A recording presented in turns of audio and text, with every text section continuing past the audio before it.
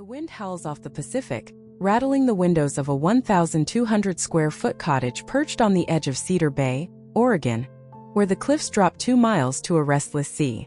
It's October 15, 2024, and the air hangs heavy at 50 degrees, thick with salt and the promise of rain, a scent that clings to Ellen Harper as she stands at her kitchen sink, hands still in dishwater gone cold. At 38, she's the kind of woman middle-aged folks in America's small towns know well. A librarian with hazel eyes that hold too much, a mother stitching her life together with quiet strength.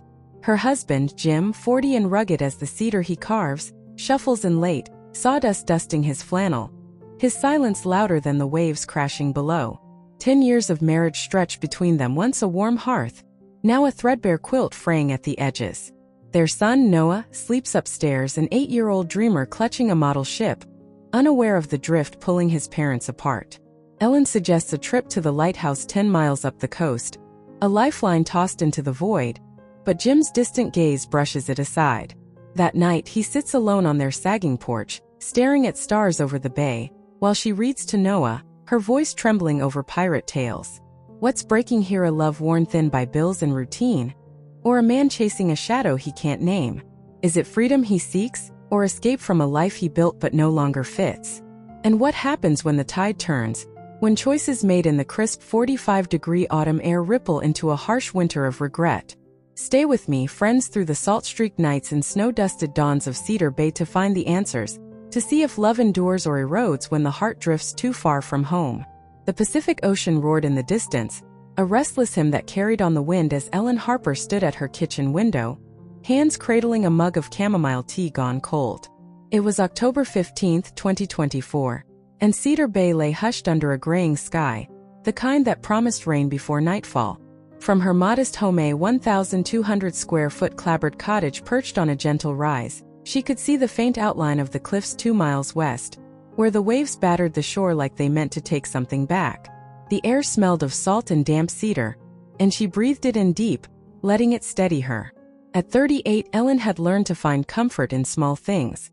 The rhythm of the tide, the weight of a good book, the sound of her son's laughter. Lately, though, those comforts felt harder to hold on to.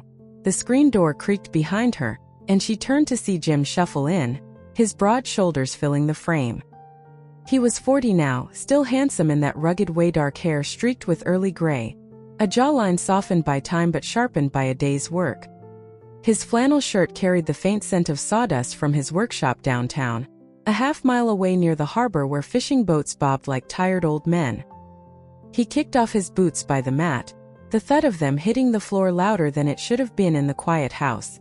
Ellen watched him, her hazel eyes tracing the lines of exhaustion on his face, and felt the familiar ache settle in her chest.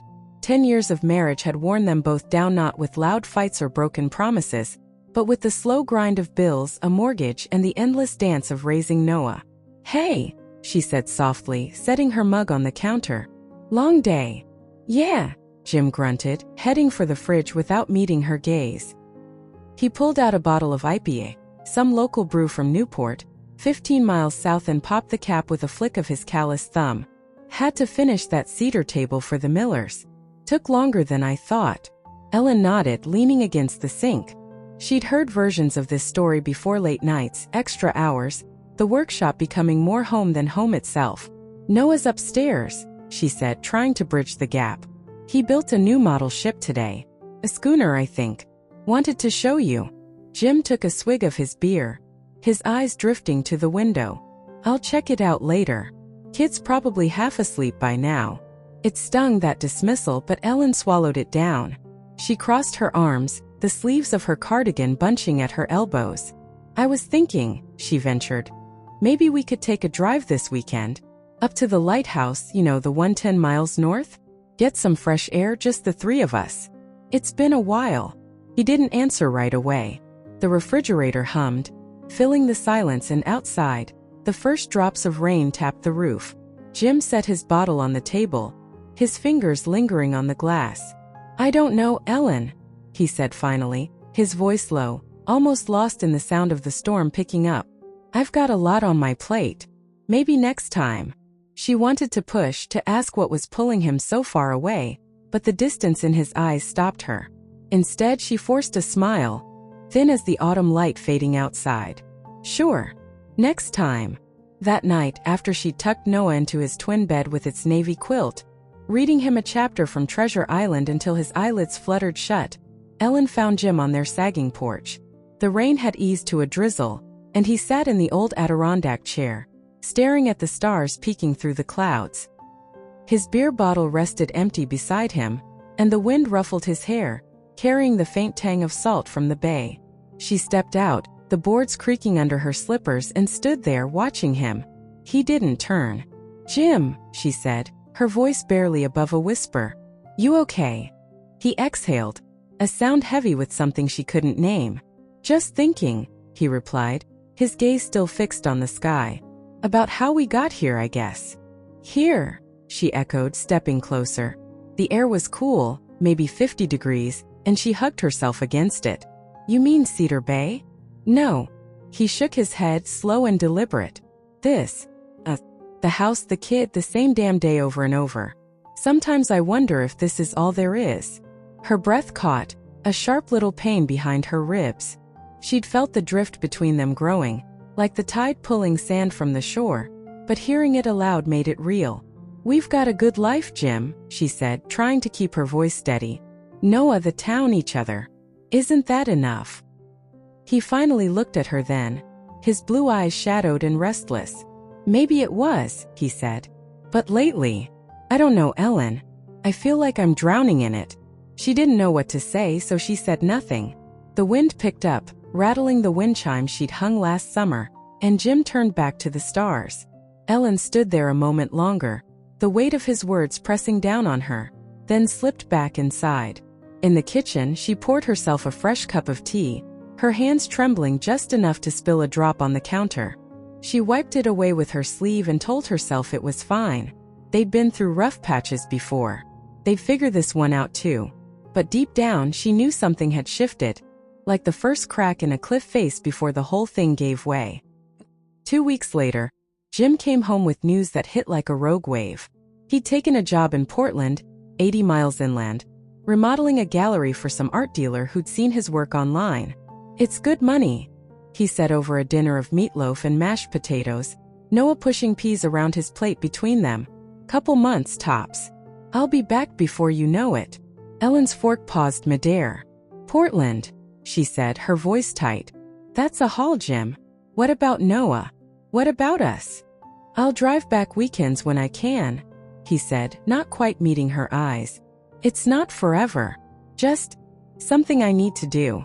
She wanted to argue, to ask why he couldn't find work closer, why he needed to chase something so far from home. But Noah was watching, his wide brown eyes flicking between them, and she didn't want to scare him. So she nodded, forced a smile, and said, "Okay, if it's what you need."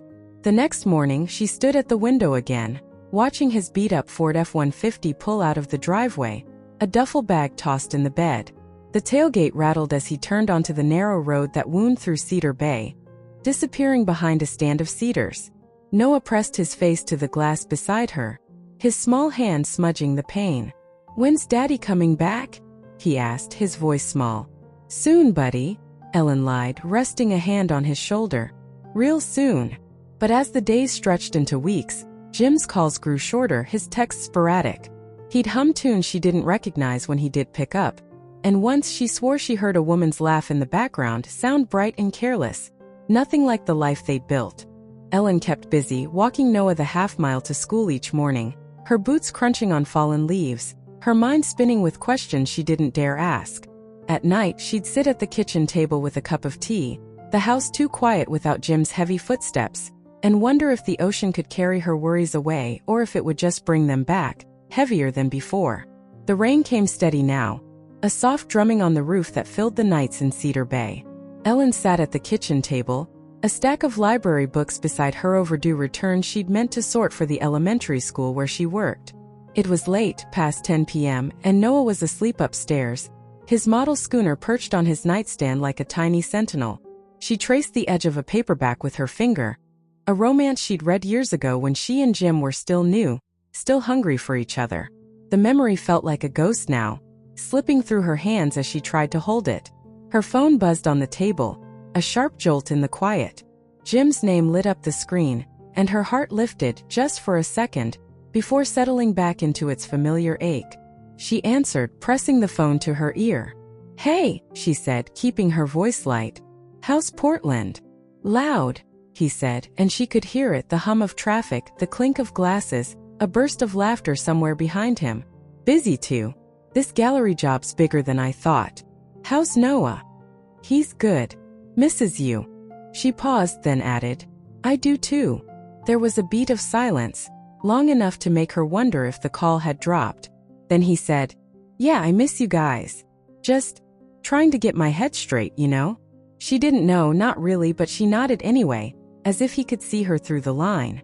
"When are you coming home?" she asked, hating how small the question sounded. "Soon," he said, the word vague as the fog rolling in off the bay. "I'll let you know. Gotta run meeting some folks about the project." "Folks?" she echoed, but he was already saying goodbye, the call ending with a soft click that left her staring at the screen. She set the phone down, her tea cold again, and listened to the rain. Somewhere in the distance, a buoy bell clanged, a lonely sound that matched the hollow in her chest. In Portland, 80 miles from the salt-soaked streets of Cedar Bay, Jim found himself untethered. The gallery job had brought him to a brick-fronted building in the Arts District, all exposed beams and high windows, where the air smelled of paint thinner and espresso instead of fish and pine. He'd been sanding down a warped oak frame one afternoon when Clara Weston walked in, her boots clicking on the hardwood floor. She was 32, younger than him by nearly a decade, with wild chestnut curls and a smile that felt like sunlight breaking through clouds. She carried a canvas under her arm, a swirl of blues and golds that reminded him of the ocean on a good day. "You the carpenter?" she asked, setting the painting against the wall. "That's me," he said, brushing sawdust off his jeans. "Jim Harper." "Clara," she replied, extending a hand smudged with paint. "This place is mine, or it will be, once you're done making it pretty." He liked her laugh, the way it spilled out like she didn't care who heard. Over the next few days, they fell into an easy rhythm, him cutting lumber, her sketching in the corner, tossing him questions about Cedar Bay between brushstrokes. "You ever get tired of all that quiet?" she asked once, perched on a stool with a glass of cheap wine in hand. "Sometimes," he admitted, surprised at how easily the truth slipped out. "Feels like the town's holding its breath, waiting for something to happen."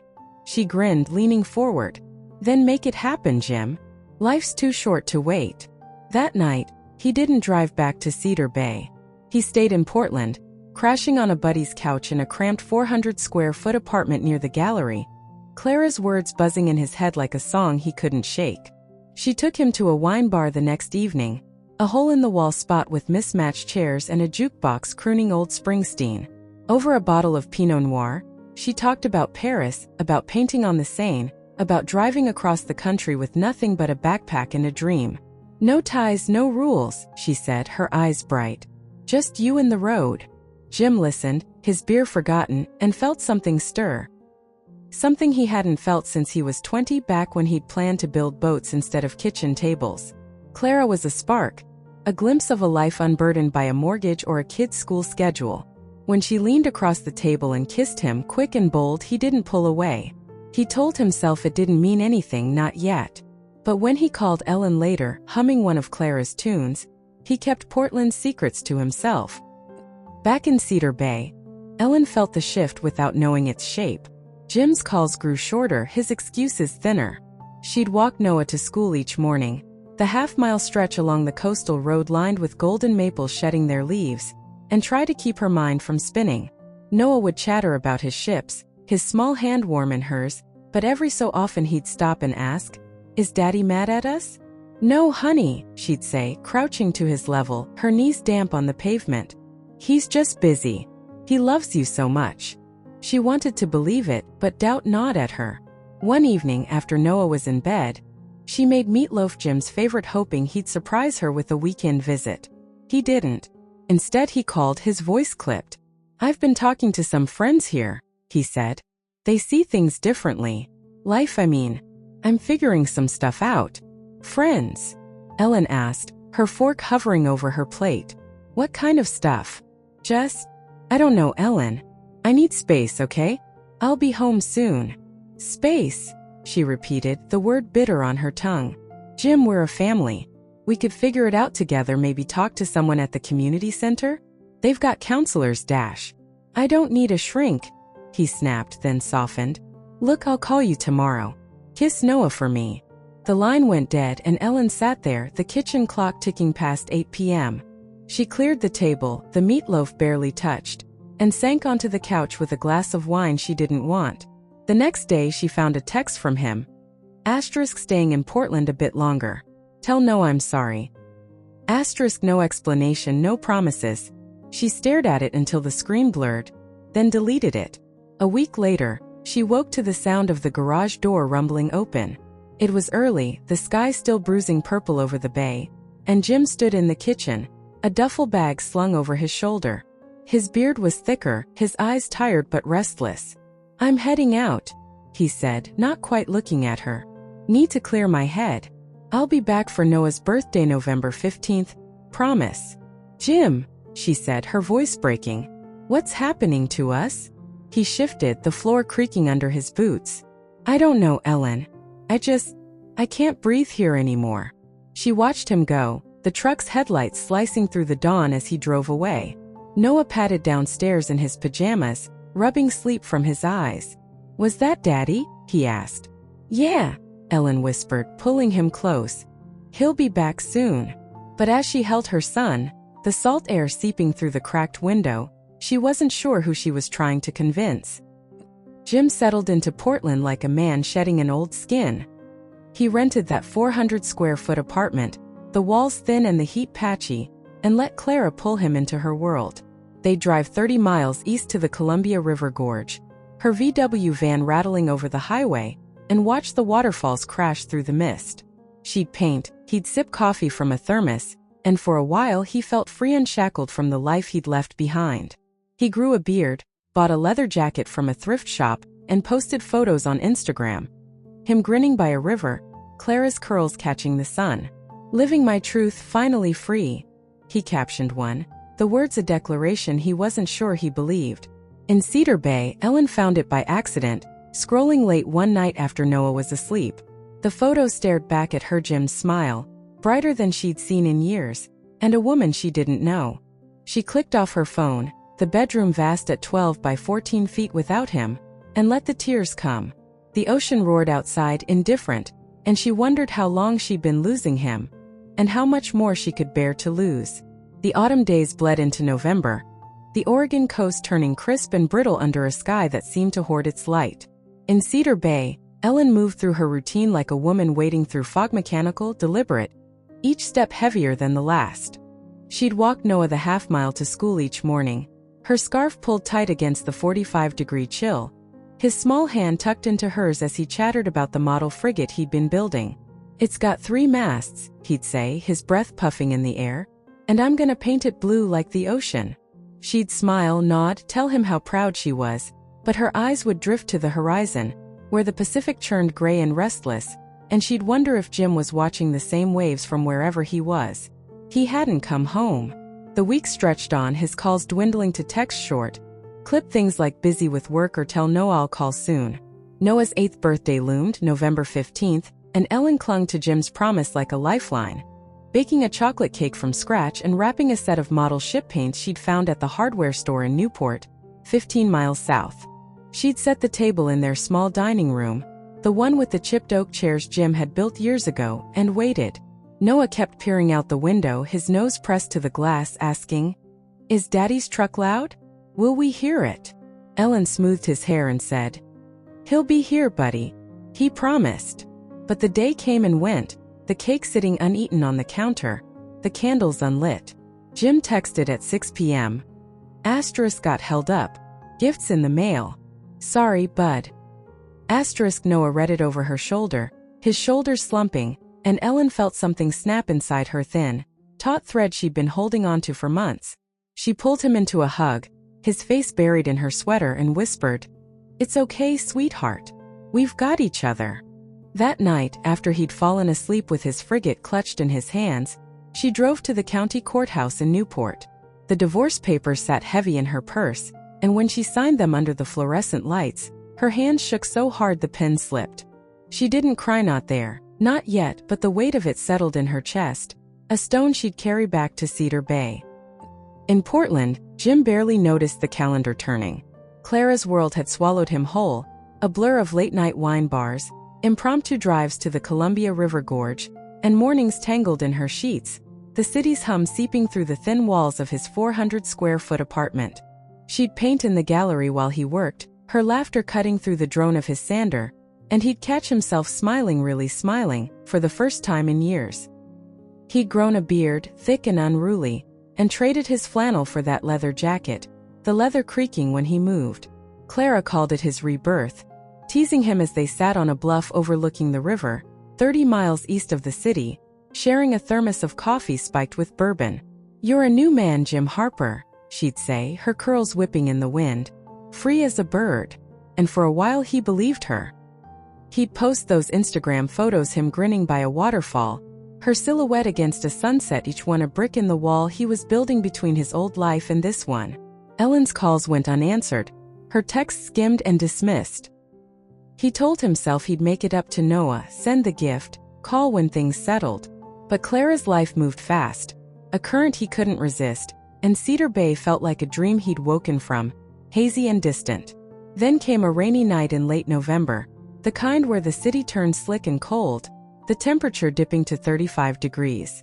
Clara was out with friends, some artist collective she'd met at a gallery opening, and Jim sat alone in his apartment, the radiator clanking uselessly against the damp. He scrolled through his phone, the glow casting shadows on the peeling wallpaper, and stopped on an old photo. Ellen laughing at a 4th of July picnic 3 years back, her hazel eyes crinkled at the corners, Noah asleep on his shoulder in a tiny red striped shirt. His thumb hovered over the screen, and for the first time in months, he felt it, the hollow ache beneath the freedom he'd chased. Clara's laugh echoed in his memory, bright and fleeting, but it didn't fill him the way Ellen's quiet strength once had. He dialed her number, the line ringing into the dark. No answer. He tried again, then texted, "Ellen, can we talk?" Nothing. The rain streaked the window, and he leaned his forehead against the glass, the cold seeping into his skin. Clara didn't want a future, he realized, not with him, not with anyone. She was a moment, a spark, and he'd burned his life down to chase it. The divorce papers arrived in the mail the next day, Ellen's signature stark against the white, and he didn't fight them. He signed, sent them back, and told himself it was what he'd wanted. But the lie tasted bitter, and the city felt emptier than ever. December rolled in with a vengeance, the coastal highway slick with rain as Jim drove the 80 miles back to Cedar Bay.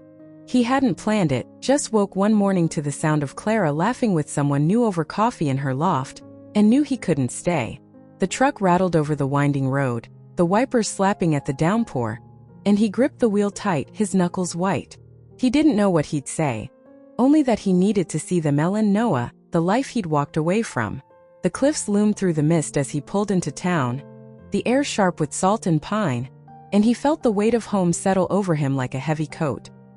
He parked outside their house, the same 1,200-square-foot cottage, its porch light glowing warm against the 38-degree cold, and saw the living room window aglow. Inside, Ellen and Noah were decorating a 6-foot Christmas tree, its branches sagging under strands of popcorn and tinsel. A man stood with them, tall, broad-shouldered, with kind eyes and a fisherman's tan, helping Noah hang a star ornament. Tom, Jim guessed, his stomach twisting. He'd heard whispers from old friends at the harbor. Ellen had been seen with someone new, a steady guy who'd moved to town a year back. Jim watched them laugh, the sound muffled through the glass, and felt like an intruder in his own past. He climbed the porch steps, boots soaked, and knocked. The door opened, and there was Ellen, her hair pulled back, her face softer than he remembered, but her eyes hard with something new. Resolve, maybe. "Jim," she said, her voice steady. "What are you doing here?" "I needed to see you," he said, the words tumbling out raw and desperate. "Ellen, I was wrong. I miss you. I miss us." The rain drummed on the roof, and he stepped closer, his voice breaking. "I messed up, I know that.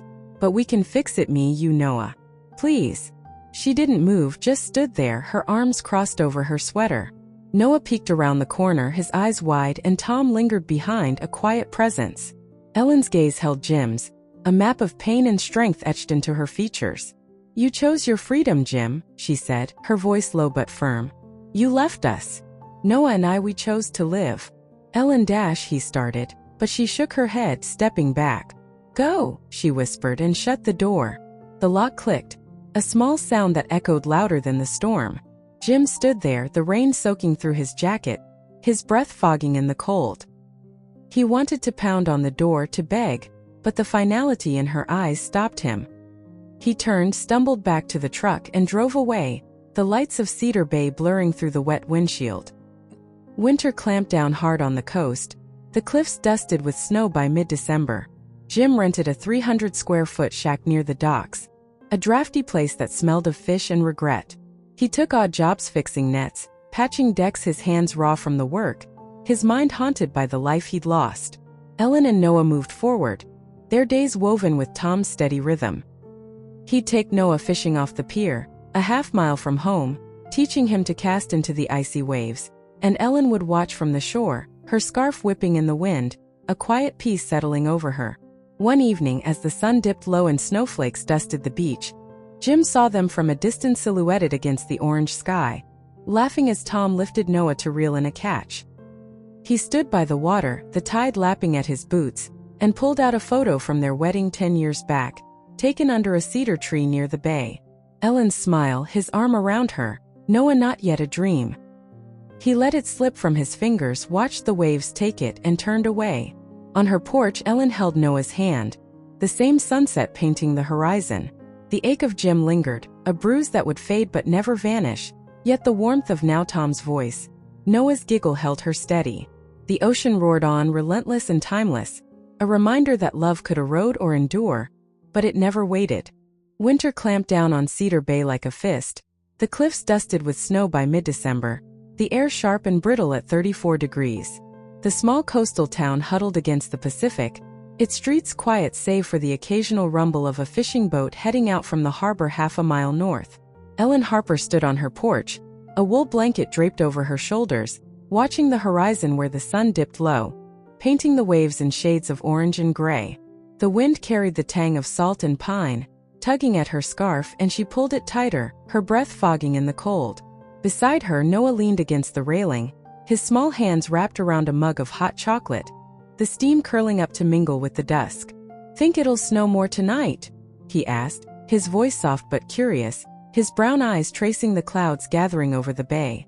At 8, he was still a boy of questions, but the months since Jim's leaving had etched a quiet steadiness into him, a resilience Ellen saw in the way he held his shoulders now straighter, less hunched against the world. "Maybe," she said, resting a hand on his head, her fingers threading through his dark hair. "The forecast says a storm's coming in from the north. Could be a white Christmas yet." She smiled down at him and he grinned back, a flicker of the old lightness breaking through. It was a small thing, that smile, but it warmed her more than the blanket ever could. Inside, the house glowed with the soft light of the Christmas tree, its 6-foot frame still standing proud in the living room, though the popcorn strands were starting to sag.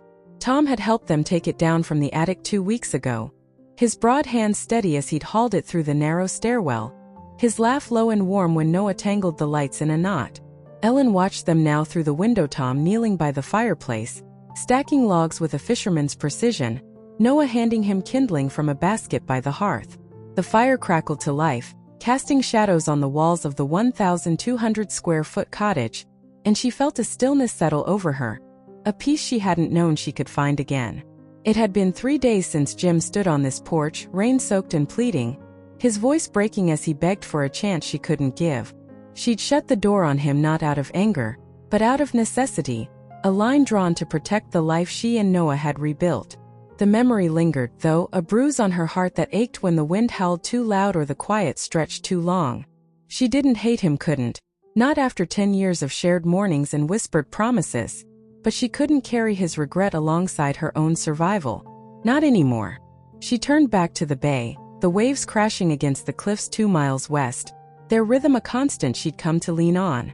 The lighthouse 10 miles north blinked faintly through the gathering dark, a steady pulse against the storm clouds, and she thought of the trip she'd suggested back in October, her last reach for Jim before he slipped away.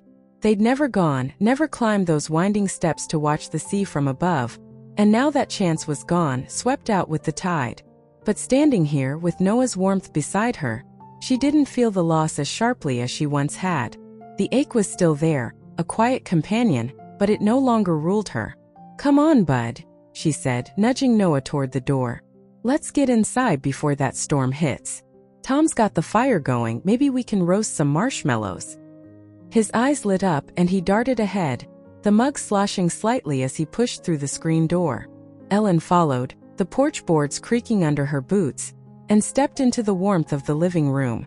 Tom looked up from the hearth, his kind eyes crinkling at the corners, and held out a hand to steady Noah as he set the mug on the coffee table. "Careful, Captain," he said, his voice a gentle rumble. "Don't want to spill that all over the deck." Noah giggled, plopping onto the rug, and Ellen felt a pang not of pain but of gratitude. Tom had come into their lives slowly, a fisherman who'd moved to Cedar Bay a year back after his own divorce, his boat moored at the docks where Jim once lingered. They'd met at the community center in November, during a potluck where he brought a tray of baked salmon, and she brought her questions about moving on. He didn't push, didn't crowd her, just offered a quiet presence, helping Noah with his homework, fixing the leaky faucet Jim had ignored, teaching them both to cast a line off the pier half a mile from home. He was steady where Jim had been restless, and Ellen found herself trusting that steadiness, leaning into it like a lifeline. "Marshmallows, huh?" Tom said, glancing at her as he poked the fire with an iron rod. "You sure you want this one hopped up on sugar before bed?" She laughed, a sound that surprised her with its ease, and sank onto the couch, pulling the blanket around her. "I think we can handle it. It's almost Christmas, rules don't count." "Fair enough," he said, grinning, and handed Noah a skewer from the kitchen drawer. They spent the next hour by the fire, the room filling with the sweet smell of melting sugar, Noah's laughter bouncing off the walls as he burned his first marshmallow black, and insisted it tasted better that way. Ellen watched them, her heart full in a way it hadn't been since summer, and let the moment sink in: the crackle of the fire, the softness of the rug under her feet, the way Tom's hand brushed hers when he passed her a skewer. It wasn't the life she'd planned, but it was hers, and she'd fight to keep it. Half a mile away, near the docks where the fishing boats rocked against their moorings, Jim Harper sat in his rented 300-square-foot shack, the walls rattling in the wind. The space was sparsely sagging cot, a card table, a space heater that hummed but barely warmed the 32-degree air seeping through the cracks. He'd moved in a week ago, after that night on Ellen's porch, the rain still clinging to his skin as he'd driven away. The shack smelled of fish and damp wood, a far cry from the sawdust and cedar of his old workshop downtown, but it was all he could afford with the odd jobs he picked up: fixing nets, patching decks, hauling crates for the fishermen who nodded at him but didn't ask questions. He sat on the cot now, a bottle of IPA sweating in his hand, the label peeling where his thumb rubbed it absently. The storm was picking up outside, the windows rattling in their frames, and he stared at the floor, the linoleum cracked and curling at the edges. 3 days ago he'd stood in that downpour, begging Ellen to take him back, his voice raw with a desperation he hadn't known he could feel. "I miss you. I miss us," he'd said, the words spilling out like a prayer. But her eyes, those hazel eyes he'd once traced in the dark, had held a resolve he couldn't break. "You chose your freedom, Jim," she'd whispered, and the door had shut, leaving him in the cold, the rain soaking through his boots as he stumbled away. He'd driven aimlessly that night, the coastal highway slick under his tires, until he'd pulled over near the cliffs and sat there, the ocean roaring below, his sobs lost in the wind.